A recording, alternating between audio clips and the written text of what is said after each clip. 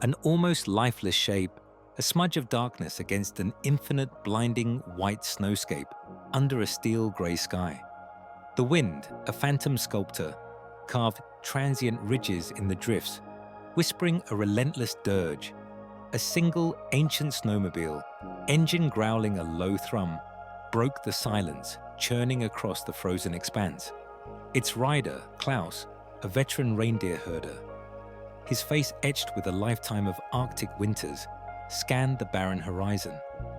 His practiced eye, honed by decades of survival, caught the anomaly. Not a shadow, not a rock, but something unnaturally still. He cut the engine. The sudden quiet was deafening, amplifying the crunch of his boots as he approached. There, half buried, lay an orphaned reindeer calf, barely a week old, collapsed in the snow, a life so small it was nearly lost to the unforgiving elements. This was not the jolly Santa of myth, but a quiet man who understood the brutal calculus of the Arctic and this tiny life that had lost the lottery. The overwhelming loneliness and fragility of the calf hung in the frigid air, a silent scream against the vast indifference. Klaus's gloved hand, calloused and strong, hovered. He saw the inevitable, the grim acceptance etched in nature's law. Then, a flicker, not just of life, but of something else. With impossible, desperate effort, the collapsed reindeer calf lifted its head, its dark, liquid eyes meeting Klaus's weary gaze. A connection sparked, defying all logic. A silent plea, a profound, unspoken promise in the heart of the storm. This orphaned reindeer, they would call him Ailo. And the promise made in that frozen wasteland would not just save his life. It would one day place him at the head of Santa's team, a legend born from a whisper of breath in the snow.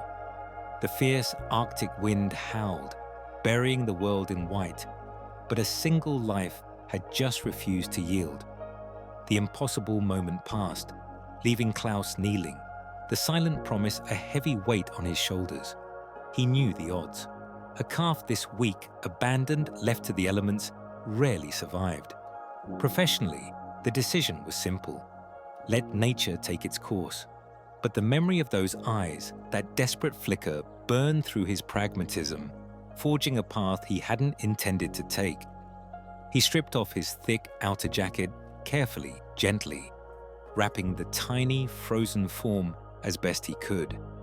The calf was startlingly light, a featherweight bundle of fragile bones and matted fur barely registering in his arms. He cradled Ailo against his chest, feeling the faint, rapid thrum of a heartbeat through the layers of fabric and his own heavy coat.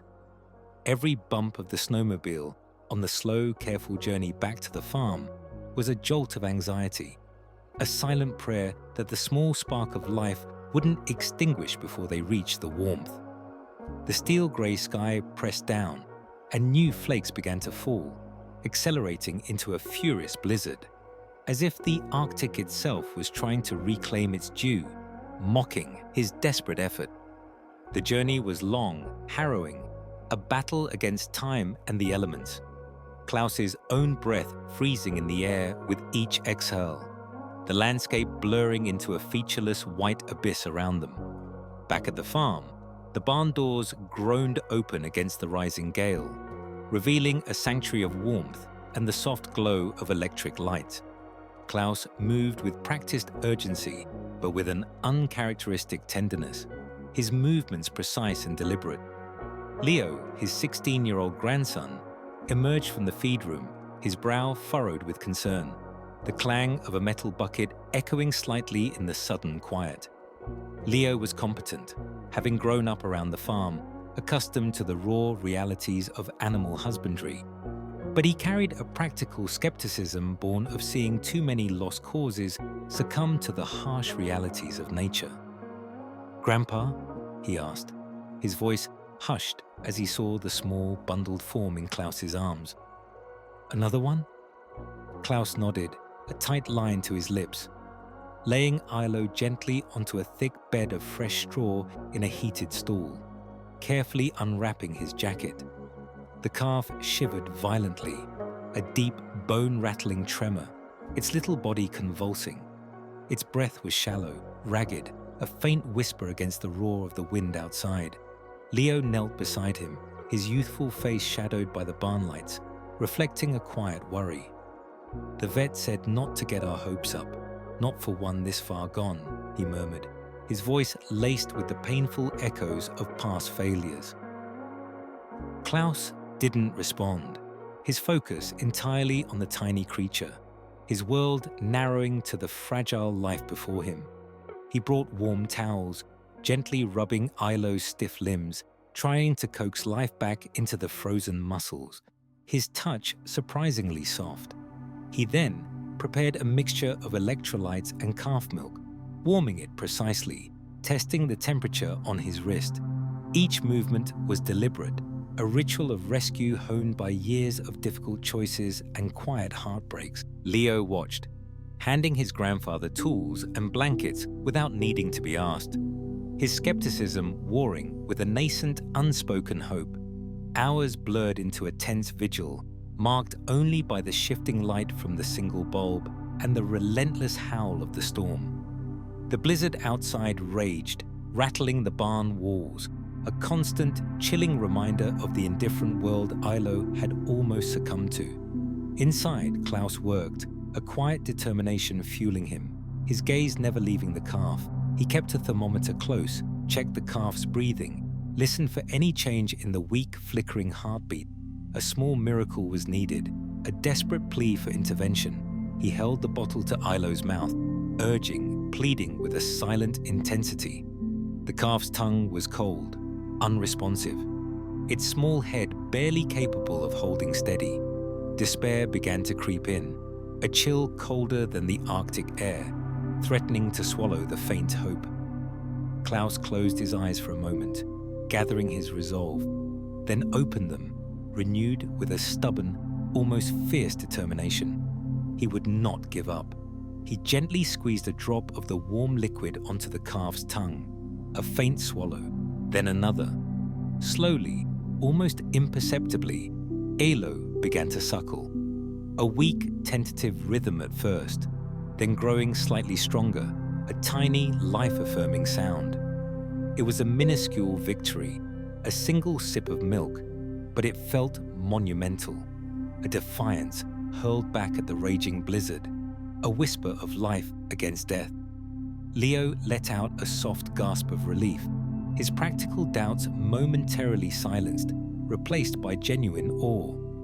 The barn, once just a shelter, now truly felt like a sanctuary, a fragile bubble of life holding firm against the encroaching death outside. Ilo's shivering began to subside, his small body relaxing infinitesimally. His eyes, though still clouded with exhaustion, held a fraction more light, a hint of recognition. Klaus continued to feed him, slowly, patiently, until the bottle was empty, every drop a victory. He then wrapped the calf in several thick, soft blankets, securing him against the residual cold, tucking him in as one might a precious child. Ilo, wrapped in blankets, finally sleeps a true, deep sleep, his chest rising and falling in a steady rhythm for the first time. Klaus watches him, the professional guard down, replaced by a look of profound, weary protectiveness. The Arctic night outside still raged, but inside the barn, a fragile life clung to existence, enveloped in a fragile, fierce hope. Days bled into weeks, each one a testament to Ilo's tenacious will and Klaus's unwavering care. The rhythm of their lives settled into a meticulous choreography of survival. Every morning before the first hint of polar dawn, Klaus was in the barn, measuring milk, checking Ilo's temperature, and gently stroking the soft fur of his neck. His teenage grandson, Leo, often joined him, competent and quiet, handing Klaus bottles, ensuring the blankets were fresh. Leo might not voice his skepticism as openly now, but the efficient movements and the unspoken caution in his eyes still mirrored the professional pragmatism Klaus himself had once relied upon so heavily. Yet, with each passing day, that pragmatism softened, eroded by small, undeniable moments. Alo, no longer a lump of inert life, began to stir with an almost imperceptible energy. His eyes, once glazed and distant, now followed Klaus's movements, curious and bright. He nudged a hand that lingered too long, a soft, insistent bump against a calloused palm, a silent plea for more contact, more warmth. He attempted wobbly, uncertain steps, his tiny hooves sliding on the straw, only to collapse in a heap, looking up at Klaus with a vulnerability that pierced the herder's carefully constructed shell. The small pen in the barn, a temporary sanctuary, no longer felt like a prison, but a stage for Ilo's emerging spirit. He explored every inch, sniffing at the wooden slats, peering between them at the bustling world of the barn beyond. His curiosity was boundless, a quiet flame flickering brighter with each breath. One particularly bitter night, the wind howling through every crack in the barn walls, Klaus found Ilo shivering despite his layers of blankets.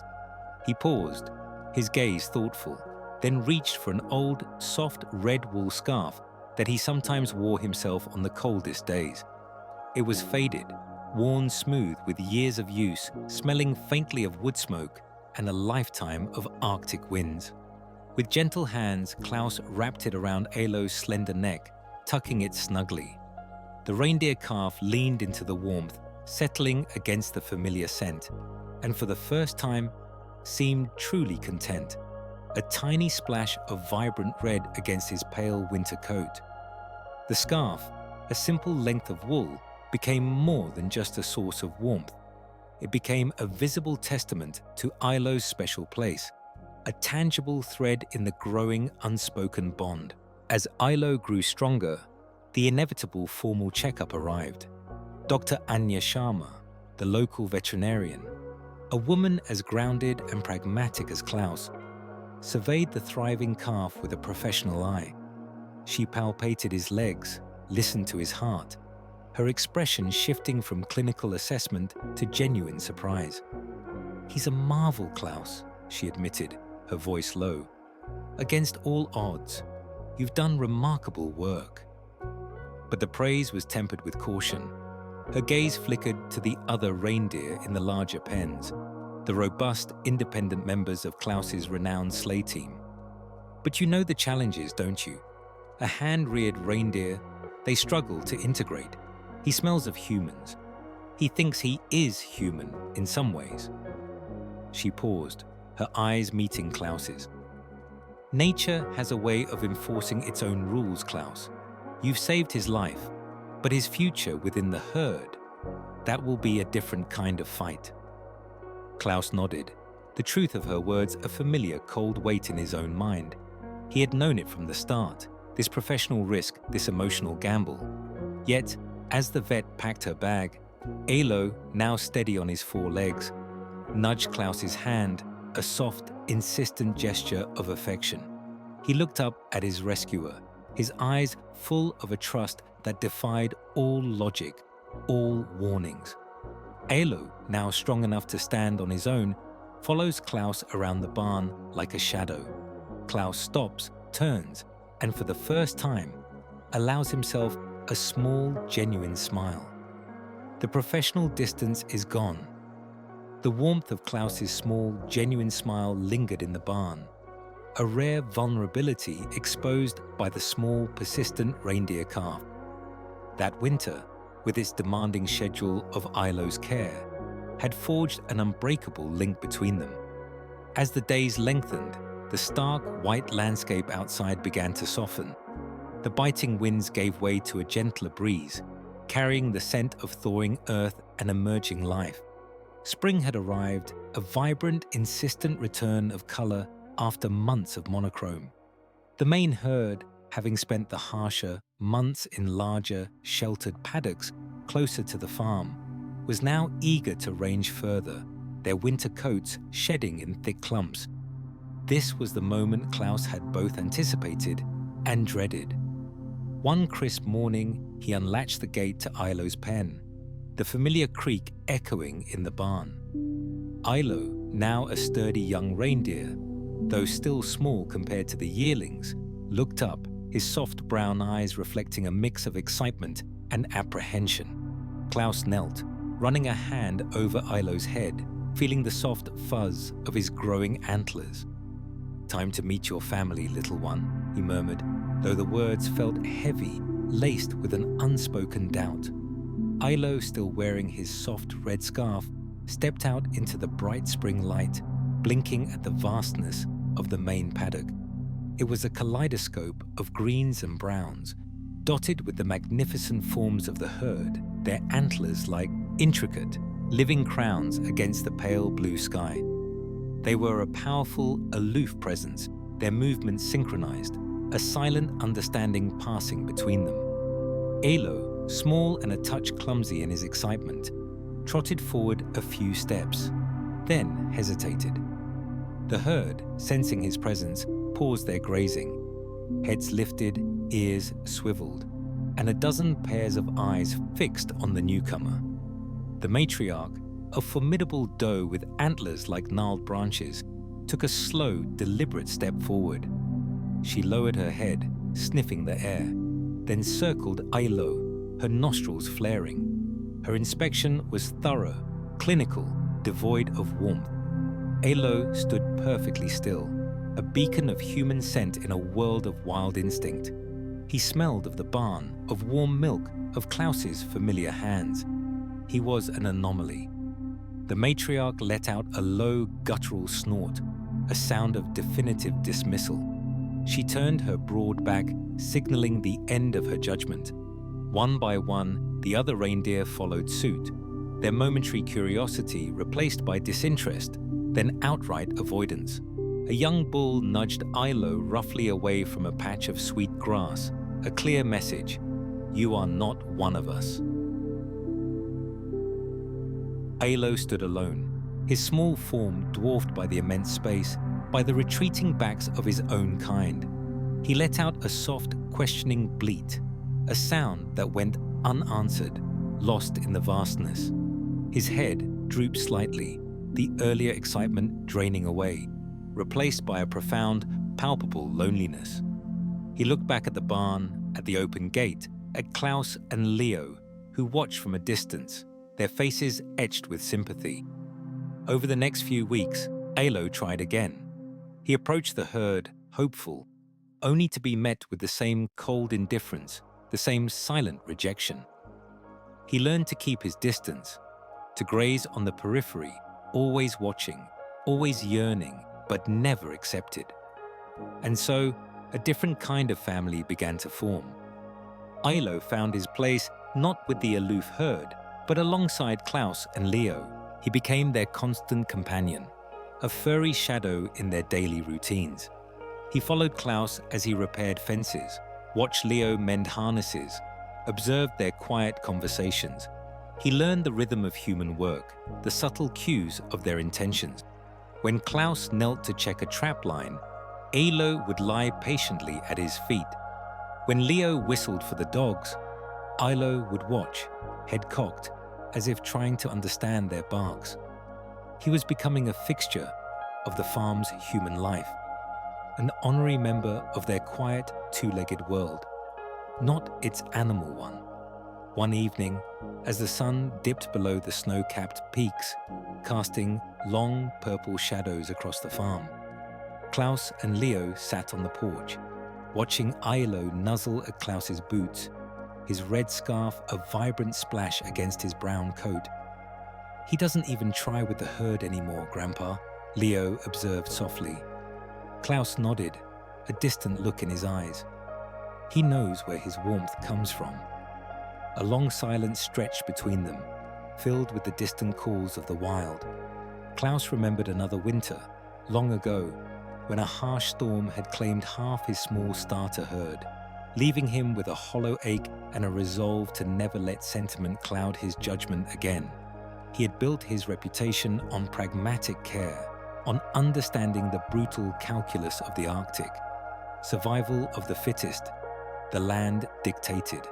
But Ilo had broken through that professional guard, a tiny, impossible life clinging to hope. "It's funny," Klaus finally said, his voice barely a whisper, "how some things just choose you. I thought I was saving him, but maybe he saved me too.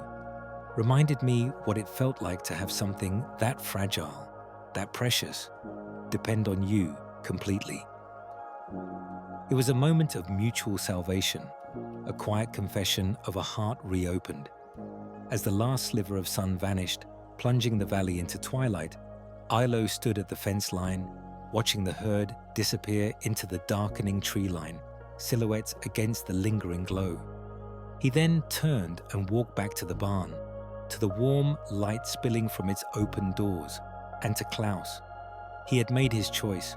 The warmth of the barn, of Klaus's quiet presence, had become Ilo's true north. As the days lengthened and the harsh grip of winter began to loosen, giving way to the tentative thaw of spring, a different kind of life began to stir in the young reindeer. He was no longer just a fragile survivor, but a creature of burgeoning curiosity and an unexpected, almost startling intelligence. Klaus, ever the keen observer, found himself noticing these small, remarkable incidents. One afternoon, while mending a section of fence, he'd fumbled, sending a wrench tumbling into the deep snow on the other side. Before Klaus could even reach for it, Ilo, who had been watching patiently from his small pen, nudged the gate open with his nose, stepped through, picked up the tool gently in his mouth, and trotted back to deposit it neatly at Klaus's boots. It wasn't a trick, it was understanding. Another time, Klaus had secured a feed bin with a new, complex latch, convinced it would deter even the cleverest of the older deer. Later that day, he found Ilo standing by the now open bin, calmly munching on hay, the latch mechanisms untouched, simply bypassed by a carefully applied nudge to the weaker point of the lid. It wasn't brute force or instinct driving these actions. It was a quiet, deliberate problem-solving that made Klaus pause, a faint flicker of wonder catching in his world-weary eyes. This emerging intellect was matched by an equally surprising empathy. As summer deepened and the herd spent more time in the vast, sun-drenched pastures, Ilo, still an outsider, often lingered near the edges of their gatherings, a silent observer. One sweltering afternoon, a tense standoff erupted between two young bulls. Not yet fully grown, but brimming with the volatile energy of their age. They pawed the dusty ground, snorting, their antlers lowered in a prelude to a serious clash. The other deer gave them a wide berth, a nervous energy rippling through the herd. But Ilo, small as he was, walked slowly forward, not with aggression, but with an almost studied calm. He moved between the two agitated animals, then simply turned his head, letting out a soft, almost playful snort, and began to nibble at a patch of particularly sweet clover just beyond their reach. The unexpected, non-threatening distraction, the sudden shift in focus, broke the spell of their aggression. The bulls, momentarily confused, raised their heads, their tension dissipating as they watched Ilo munching contentedly. Klaus, observing the entire scene from the barn porch, lowered his binoculars, a slow breath escaping him. Ilo hadn't fought them. He had disarmed them with intelligence and a peculiar kind of peace.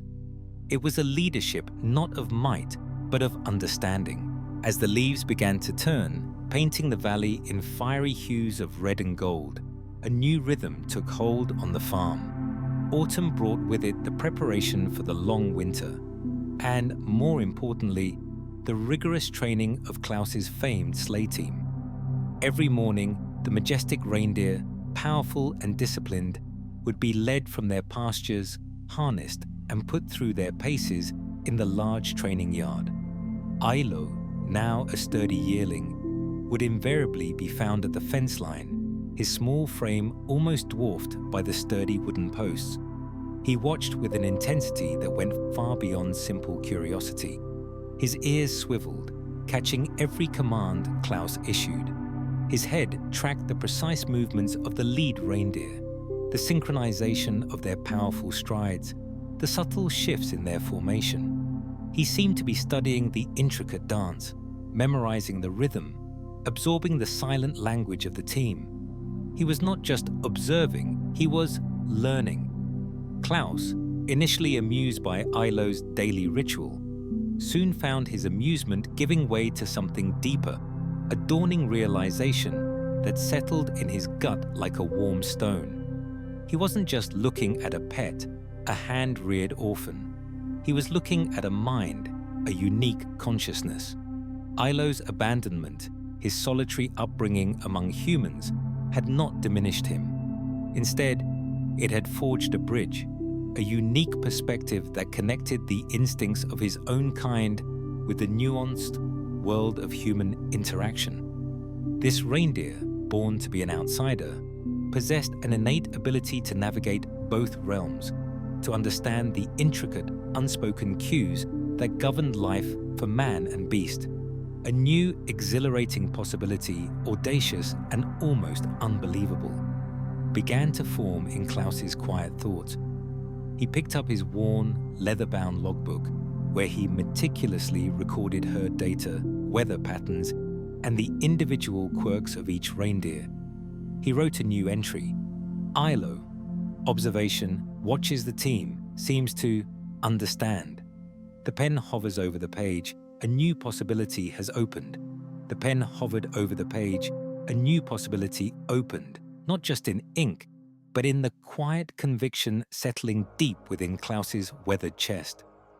Days later, under a sky that had softened from steel grey to a pale, hopeful blue of late autumn, that audacious thought began to manifest. Klaus found Ilo in his special pen, the red scarf still a vivid splash against his brown fur, and led him gently towards the training yard.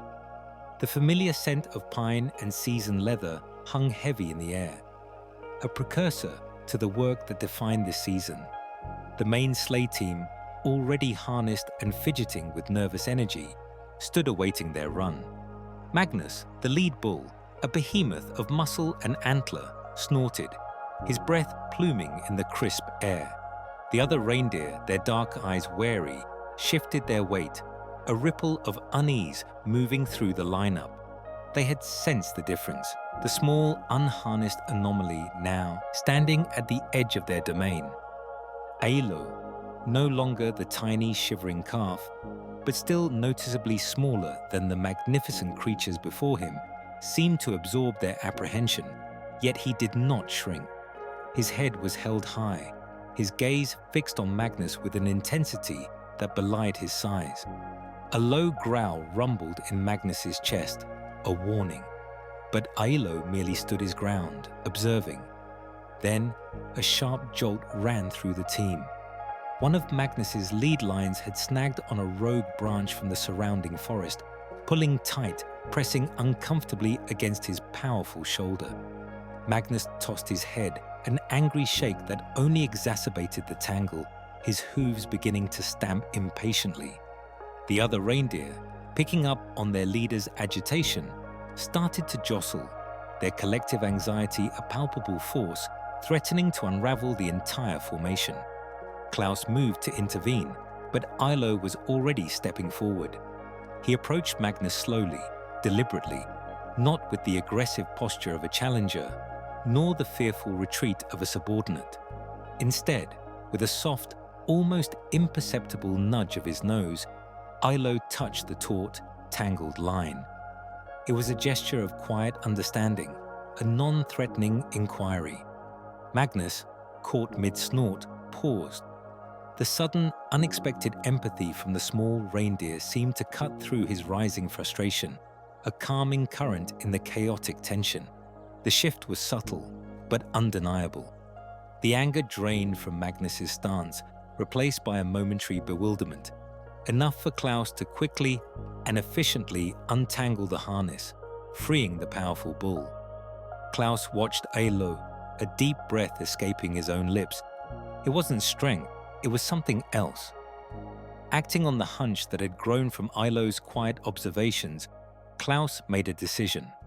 He secured Ilo's red scarf, now a beacon of comfort and identity, and without a harness, without a single command, he led the young reindeer to walk alongside the team. "Just a slow walk today, everyone," Klaus called out, his voice steady. The team, still settling after Magnus's incident, began their practice route. Ilo, free and unburdened, fell into pace. He walked with a fluid grace, mirroring the powerful rhythmic stride of Magnus at the front. His eyes, dark and intelligent, remained fixed on the lead reindeer, studying every shift of weight, every subtle lean into the imaginary pull. He wasn't just following, he was absorbing, anticipating, becoming a silent extension of the team's collective motion. His focus was absolute, an unwavering concentration that belied his youth and lack of formal training. Leo, Klaus's grandson, stood at the fence with another farmhand, Bjorn. Their expressions a mix of awe and skepticism. "He's smart, Grandpa. I'll give him that," Leo admitted, shaking his head slightly. "But he's half the size of Magnus. He could never pull, let alone lead." Bjorn nodded in agreement. "A reindeer leads with might, Klaus, not with gentle nudges." The external conflict of doubt hung in the air, a stark contrast to the quiet, almost spiritual connection unfolding on the practice path. As the team was led back to the barn, Magnus, the powerful leader, stopped and gave Ilo a long, searching look. It was not a look of dismissal, but of dawning respect. A subtle shift in the herd's power dynamic has occurred. The subtle shift in the herd's dynamic lingered like the first chill in the autumn air. Magnus, the formidable leader, had granted Ilo a silent acknowledgement, a dawning respect that hinted at something more profound than mere tolerance. But the Arctic season moved with ruthless efficiency, and the warmth of that small victory soon yielded to the bracing reality of approaching winter. The first snow arrived not as a gentle dusting, but in a swirling flurry that coated the pines in white and turned the tracks in the training paddock into treacherous, slick lines. The Christmas festival, the cornerstone of Klaus's Arctic reindeer experience, loomed just weeks away, a vibrant beacon in the darkening days. The entire farm hummed with a renewed, almost frenetic energy. Sleighs were polished, harnesses inspected, and the scent of pine boughs and hot cocoa already seemed to hang in the air. This was their peak season, the culmination of a year's hard work, and the sleigh team was not just the main event. It was the heart of the community's celebration, a tradition passed down through generations. Klaus, ever the pragmatist, intensified the training runs, pushing the team harder, longer, to prepare them for the heavy sleighs and the deep snows to come. During one particularly strenuous session, the world seemed to hold its breath. The air was frigid, biting, and a fresh layer of powdered snow concealed patches of treacherous ice beneath. Magnus, magnificent and powerful, led the charge, his massive frame eating up the distance, the bells on his harness ringing with confident rhythm. The team followed in perfect synchronicity, a blur of muscle and antler against the stark white landscape. Then it happened. A sudden, sickening lurch, a flash of dark hide against the blinding white. Magnus, pushing past his limits on a hidden patch of black ice, slipped. His powerful legs buckled beneath him with a sickening crack that echoed in the silent, frozen air. He went down hard, a heavy, desperate thud, sliding several yards before coming to a stop, his breath rasping in ragged gasps. The other reindeer, startled, shied away, their precise formation dissolving into a panicked clump. Klaus, riding the training sleigh, reacted instantly. He brought the remaining team to a halt, the sleigh digging into the snow. He was off the runners before the last bell had ceased its jingle, scrambling towards Magnus, his heart hammering against his ribs. Leo, his 16-year-old grandson, was right behind him, his face pale with alarm. They knelt beside the fallen leader, assessing the damage. Magnus was struggling to rise, his front left leg twisted at an unnatural angle. No blood, no obvious breaks, but the swelling was immediate, terrifyingly swift. Klaus ran his gloved hands over the limb, his expression grim. "He's out," Klaus stated, his voice tight, the words barely a whisper. "The whole season. A deep sprain, maybe worse." Magnus, the indomitable leader, was down. The news ripped through the farm like a bitter wind, chilling every hopeful anticipation of the festival. Without Magnus, the team was an orchestra missing its conductor. The second in command, a strong but volatile bull named Bjorn, tried to assert dominance, but he lacked Magnus's calming authority, his quiet, innate wisdom. Subsequent practice runs quickly devolved into chaos. The team balked, fought for position, ignored commands. Harnesses tangled, sleighs veered off course. The seamless rhythm, the graceful power, was gone, replaced by anxious energy and frustrated snorts. The festive atmosphere of preparation curdled into one of desperate worry. The sleigh team, the heart of the community's celebration, was in jeopardy. Klaus walked the perimeter of his farm, the snow crunching underfoot, each step heavy with the weight of an impossible decision. Canceling the festival was unthinkable. It wasn't just the farm's financial survival at stake. It was the town's spirit, their tradition, the joy they brought to countless visitors each year. The pressure mounted from every angle. The festival committee calling, the farmhands glancing at him with growing unease. Even Leo, usually so stoic, voicing quiet anxieties about the farm's future. But to put another reindeer, an untested one, in the lead, to risk injury, public embarrassment, or worse, another accident. His professional reputation, built over decades, hung in the balance. The harsh beauty of the Arctic had always demanded pragmatic choices, but this felt like choosing between two unendurable pains. Klaus stood alone in the barn at night. He looked at the empty lead harness, then at Ailo, who rests peacefully in his stall. The camera focuses on Klaus's face, a mask of doubt, fear, and a tiny flickering flame of desperate hope. The flickering flame of desperate hope inside Klaus began to burn brighter, a defiance against the harsh logic of the Arctic night. He had seen too much ending, and now he refused to allow this. The next morning, a thin, pale light filtered into the main hall, where his small team gathered for their daily briefing. Leo, his grandson, stood beside old Gunnar, a farmhand whose weathered face mirrored the snow-laden landscape, both watching Klaus with a mixture of concern and resignation. Klaus cleared his throat, the sound unusually loud in the tense silence. "Magnus is out for the season," he stated, his voice steady despite the tremor in his own heart. "We will not cancel the festival." A ripple of murmurs went through the small group. He waited for it to subside, his gaze sweeping over each skeptical face. Ailo will lead the team. The silence that followed was heavy, thicker than the deepest snowdrift. Gunnar was the first to speak, his voice gruff, respectful, but firm. "Klaus, with all due respect, that's unthinkable. He's barely half the size of the others. He's never pulled a sleigh, not really. It's a suicide mission for the season, for him and for your reputation." Leo, his brow furrowed with worry, added, "Grandpa, the crowd expects the best. Magnus is irreplaceable. Ailo, he's special, but he's not a lead reindeer."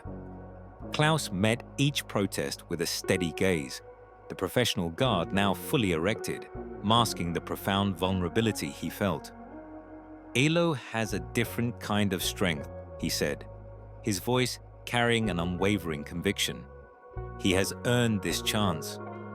There would be no further debate. That night, the barn was a sanctuary of soft light and the scent of hay. Outside, the wind howled, whipping snow against the corrugated metal walls. a wild lullaby that echoed the storm in Klaus's mind. He worked meticulously, his gnarled hands moving with the practiced precision of a craftsman. Magnus's lead harness, crafted from thick, scarred leather, lay on his workbench. It was designed for a beast of power, for a leader who commanded by sheer force of presence. Alo was not that. Klaus carefully unpicked seams, trimmed excess, and punched new holes, reshaping the heavy leather to fit Alo's lighter, more agile frame. Each stitch was a whisper of faith, each buckle fastened a silent prayer. It was a physical manifestation of the impossible promise made in the snow, now being forged into reality. He imagined Alo in it, the rich red of the leather contrasting with the reindeer's sleek, almost black coat. This was not merely an adaptation, it was an act of profound, tender reverence, a belief in a destiny yet unseen. The hours bled into one another, until the eastern sky began to hint at the coming dawn, painting the barn windows with a faint, bruised purple. Klaus stood back, the custom harness hanging before him, ready. Before the first sliver of sunlight pierced the horizon, Klaus made his way to Ailo's stall. The reindeer stirred, rising gracefully from his bed of straw, his eyes reflecting the soft glow of the lantern. Klaus knelt, resting a hand gently on Ailo's warm neck, the soft fur a comfort against his weary palm. There was no need for commands, no sharp words of instruction. This was not a training session. It was a communion. Ailo, Klaus murmured, his voice hoarse with exhaustion and emotion. Tomorrow, it's everything. I don't know if this will work. No one believes it can, but I trust you. He paused, searching the reindeer's deep, intelligent eyes. More than that, I need you. For the team, for the festival, for everything we've built. Ailo nudged his hand, a soft, warm pressure, a silent acknowledgement that transcended language. It was a conversation between two beings bound by an extraordinary, unspoken understanding, a silent plea met with a silent reassurance. The emotional core of this climax lay not in grand gestures, but in this quiet, profound exchange of vulnerability and faith. The morning of the Christmas festival dawned cold and clear, the air crisp with anticipation. A bustling crowd had already gathered, their breath pluming in the frigid air, excitement thrumming through the village square. They chattered, laughed, and sipped hot cider, unaware of the quiet drama unfolding behind the scenes. Klaus stood at the entrance to the training yard, the custom harness clutched in his hand. His experienced farm hands, Leo among them, worked with a grim determination, preparing the sleigh. Their faces were etched with doubt, a reflection of the unspoken question hanging in the air. Could this truly work? Klaus took a deep, fortifying breath, the cold air burning in his lungs. He walked to Ailo's stall, the other reindeer already harnessed, their powerful bodies shifting restlessly, their snorts misting in the cold. With deliberate, slow steps, Klaus led the small, unassuming Ailo out into the open. The chattering crowd hushed, their eyes widening as they saw the chosen leader. Whispers spread like wildfire, a wave of collective disbelief washing over the square. Ailo was small, certainly smaller than Magnus, whose absence hung like a pall over the team. Yet, Ailo walked with a quiet dignity, his head held high, his gaze unwavering as Klaus led him to the front of the powerful team. Ailo is strapped into the lead position. He is dwarfed by the reindeer behind him. There is a moment of absolute silence. Ailo turns his head and looks back at Klaus, a steady, knowing gaze. He is ready. Ailo's steady, knowing gaze held Klaus's for a long, charged moment, a silent affirmation passing between them, a whisper of old promises reborn in the biting wind. The air, thick with anticipation, pressed down on the huddled crowd, each face a canvas of doubt, curiosity, and a faint, desperate hope. Klaus swallowed, a dry rasp in his throat, and lifted his hand, the old leather glove stark against the white of the day. "Hup," he commanded, his voice ringing out, trying to project a confidence he wasn't sure he felt. For a heart-stopping second, nothing happened. The powerful reindeer team, usually so eager, stood frozen, their breath pluming white in the crisp air. They shifted restlessly, their muscles rippling under thick coats, but their eyes, accustomed to Magnus's commanding presence, darted uncertainly at the small, unfamiliar leader now standing before them. A murmur rippled through the onlookers, a collective sigh of, "I told you so," barely held in check. The sleigh, heavy and adorned, remained stubbornly rooted to the spot. Ilo did not pull. He did not lunge forward with a frantic burst of strength, nor did he strain against his new harness. Instead, with a quiet grace, he turned his head slightly, his velvety muzzle pointing back towards the uneasy team. A soft, almost imperceptible sound escaped him, a gentle, reassuring snort, a low, rumbling call that seemed to speak directly to the very core of their reindeer souls. His intelligent eyes, the color of rich amber, met the wary gazes of the lad pair, then moved steadily across the rest of the team. It wasn't a demand, but an invitation. It was communication, not dominance. It was the calm authority of empathy, a silent promise that he understood their fear and that he would lead them through it. He looked back at Klaus once more, a brief, reassuring flicker of connection, before turning forward again, his stance resolute. And then, with a unified, almost imperceptible ripple, the team responded. It wasn't a chaotic surge, but a smooth, powerful unfolding. Muscles coiled and released, hooves lifted, and the sleigh, with a deep, resonant crack of runners against the snow, began to glide. Ilo, though dwarfed by the magnificent animals behind him, set a perfect, unwavering pace, his small frame a beacon of focused energy. The first delicate jingle of the sleigh bells, tentative at first, then found its rhythm, ringing out clear and true, a joyous melody against the vast silence of the Arctic landscape. The sound filled the square, pushing back the lingering whispers of doubt, replacing them with a growing sense of wonder. The team moved as one, a seamless, powerful engine, guided not by brute force, but by the quiet, unwavering resolve of their small, unlikely leader. The sleigh swept past the stunned festival goers, its polished runners carving elegant lines in the pristine snow. The crowd, which had been buzzing with skepticism, fell into an awed silence, their mouths agape, their eyes wide with disbelief. Then, as the reality of the spectacle sank in, as the sheer impossibility of it unfolded before them, a roar erupted. Cheers, whistles, and applause crashed against the frosty air, a wave of pure, unadulterated joy. Leo, standing at the fence line with the other farmhands, felt tears sting his eyes, blurring the sight of the magnificent team.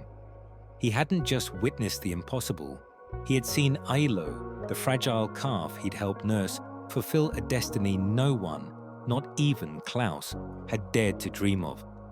Klaus, perched on the sleigh, his reins held lightly, didn't crack a whip or shout encouragement. His gaze was fixed solely on Ilo, the small, red-scarved reindeer at the front. There was no triumph in his expression, no boastful pride, only a profound, overwhelming gratitude that softened the weathered lines around his eyes. He had risked everything on a whisper of a promise, on an innate trust. And Ilo had delivered a miracle. The run finishes perfectly. As the team comes to a halt, the other reindeer crowd around Ilo, nudging him gently. He is no longer an outsider. He is their leader. The months that followed the triumphant Christmas festival blurred into a new season, then another. A year had passed, swift as the Arctic winds, carrying with it the quiet awe that had settled over Klaus's farm. Now, a full year later, Ilo was no longer just the miracle replacement. He was the undisputed, instinctive leader of Klaus's team. His movements during training runs were a masterclass in quiet authority, his smaller frame belying the immense presence he commanded. The team, once hesitant, now moved with a synchronized grace they had never achieved under Magnus. They seemed to anticipate Ailo's subtle shifts, his soft calls, responding with a unity born of trust rather than brute command. Klaus would often stand at the edge of the training paddock, watching, a serene smile playing on his lips as the sleigh bells rang out a clear, confident rhythm across the snowy landscape. Magnus, the former lead, now enjoyed a dignified retirement in the larger pasture, his leg fully healed, his days spent grazing contentedly. But occasionally, Klaus would observe a quiet ritual. Ailo, released from his harness after a successful training, would often bypass the eager young bucks and walk directly to Magnus. There, under the vast silent sky, the two leaders, past and present, would stand flank to flank, heads bowed in what looked like a shared understanding, a passing of the torch that had transcended the physical. There was no resentment from Magnus, only a deep, abiding respect in his calm, dark eyes for the wisdom Ailo had brought to the team. The old reindeer would nudge Ailo's neck gently, a silent acknowledgement of the new order, a testament to a bond that had found its strength in something other than mere power.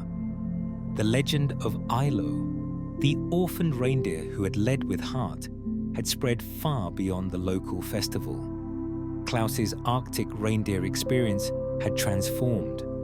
Visitors from distant lands now sought out the remote farm, not just for the thrill of a sleigh ride, but to witness Ailo himself, the living testament to an impossible bond. They murmured, awestruck, as Ailo, still wearing his now familiar, slightly faded red scarf during public appearances, moved among his herd with a calm dignity that seemed to draw all eyes. He was a symbol, a story made flesh, a whisper of hope in a world often too quick to dismiss the fragile. Klaus, ever the pragmatist, found himself navigating a new kind of fame.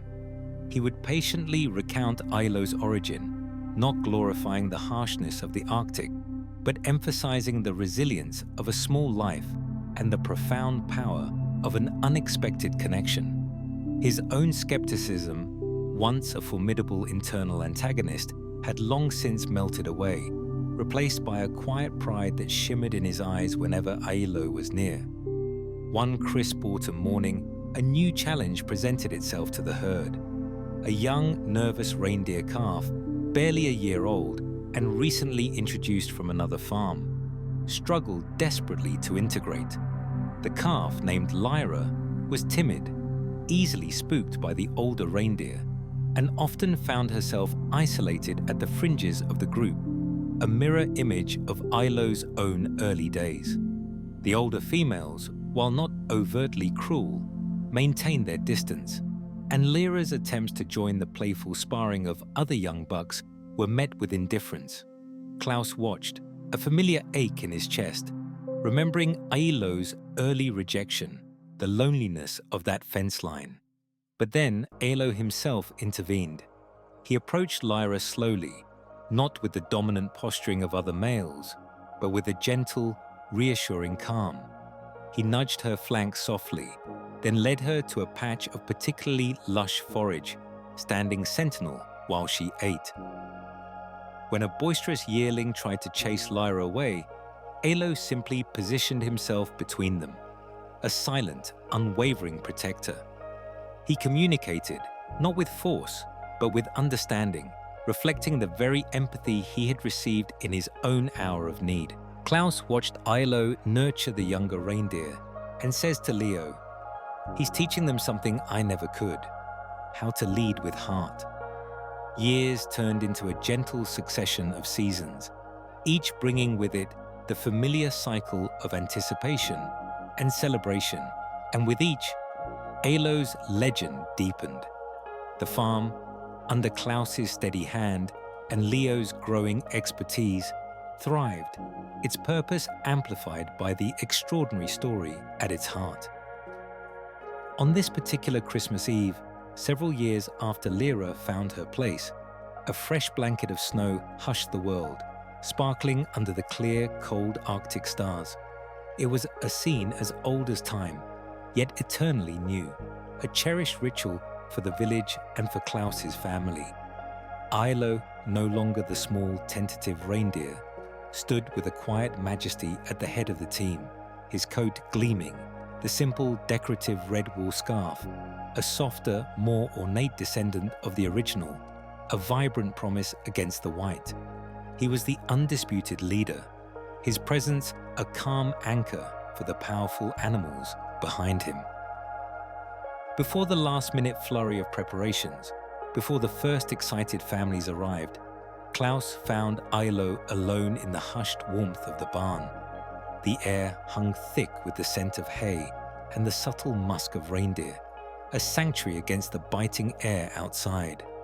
Ilo turned his head slightly, his dark eyes deep pools of ancient wisdom, meeting Klaus's gaze. There was no need for words between them, no commands or explanations.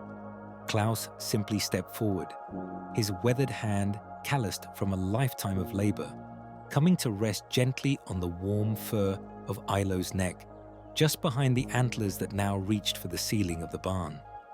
It was a silent conversation, a recognition of their incredible journey, from a breath on the edge of oblivion to this profound shared moment. Ilo leaned into the touch, a soft, almost imperceptible rumble vibrating in his chest, a testament to the unbreakable bond forged in defiance of nature's indifference. Klaus felt the steady beat of Ilo's heart against his palm, a rhythm that had become intertwined with his own. He was at peace, his life imbued with a meaning he had never sought, but now held dearer than anything. Then came the procession, a wave of light and cheer cascading through the quiet village square. Klaus, seated proudly in the sleigh, gave the familiar command. Ilo, with a grace born of innate understanding, sprang forward. The sleigh bells rang, a joyous, harmonious sound cutting through the crisp air, and the team surged, a synchronized force of power and beauty. As they glided through the glistening snow, the world a blur of twinkling lights and happy faces, flashes of memory flickered through Klaus's mind, like still photographs catching the light. He saw the almost lifeless shape, a smudge of darkness against an infinite blinding white snowscape under a steel grey sky, a tiny life nearly lost. He saw the flicker, the impossible effort as the calf lifted its head, meeting his gaze. He remembered the desperate, tender first sips of milk, the wobbly steps in the barn, the stark loneliness as Ilo stood at the fence line, watching the herd disappear, an outsider. He remembered the intense focus as Ilo studied the sleigh team, the surprising calm he brought to the agitated Magnus, and the disbelief on Leo's face when Klaus declared Ilo would lead. Then, the overwhelming surge of triumph, the collective gasp from the crowd, the thundering cheers as Ilo, the small orphan, set a perfect, unwavering pace, leading with heart, not just might. Each memory, raw and vivid, dissolved into the majesty of the present, a powerful affirmation of the path they had walked together. The festival run ended perfectly, beautifully, the cheers echoing long after the sleigh had come to a stop. As the last of the villagers dispersed, their hearts light with festive joy, a soft, silent snow began to fall again, dusting the quiet farm with fresh magic. Klaus led Ilo away from the barn, away from the lingering lights and sounds of the celebration, to a high, open spot overlooking the valley. Together, they stood in the peaceful silence, illuminated by the distant starlight and the gentle glow reflecting from the snow. They looked out at the dark, silent mountains, hulking sentinels stretching to the horizon, the same mountains from which Ilo had once come, a fragile, forgotten speck. One life saved, so many others touched. It was a testament to the idea that the family you choose can forge a destiny greater than the one you were born into.